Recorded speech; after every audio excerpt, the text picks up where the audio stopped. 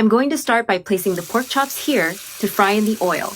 I already left the oil nice and hot at the ideal temperature for frying. I'm going to place my pork chops here carefully. They're already seasoned. I'm going to arrange them so one more chop can fit in the pan. My pork chops were seasoned only with salt, black pepper, and paprika. I let one side brown, and now we're going to carefully flip them over, so the other side browns well too, and we ensure a juicy texture. I've already flipped all the chops, and now we just need to let them fry well on the other side.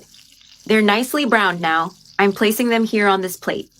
To set them aside and continue with the next step of our recipe. Now we're going to need 1 medium onion. I'm going to finely chop this onion, so it mixes better into the preparation and adds more flavor. These pork chops turn out truly delicious. The final flavor is surprising, very juicy.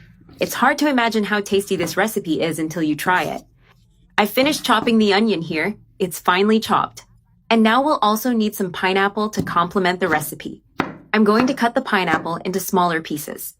It will bring a sweet and tangy touch to the recipe, making the pork chops even juicier and tastier. Here I'm using only half of a pineapple, and I'm cutting it into smaller cubes to make cooking easier. I finished cutting the pineapple. I removed the tough core, which we're not going to use. I bring the chopped ingredients close to the stove. I turn the heat back onto medium, and I'm going to add 1 tablespoon of butter here. I let the butter melt completely in the pot. It will add lots of flavor, giving a special touch to the pork chop preparation, enhancing all the ingredients in the recipe. Now I add the chopped onion and saute it well until it's slightly golden and soft. The onion is now well sauteed and fragrant. Now in a bowl, I have 1/3 of a cup of water, and I add 1 tablespoon of cornstarch. I mix it well until the cornstarch is completely dissolved with no lumps. The cornstarch will help create a thicker sauce, perfect for coating the pork chops. I stir it well to combine everything, and then I add the chopped pineapple.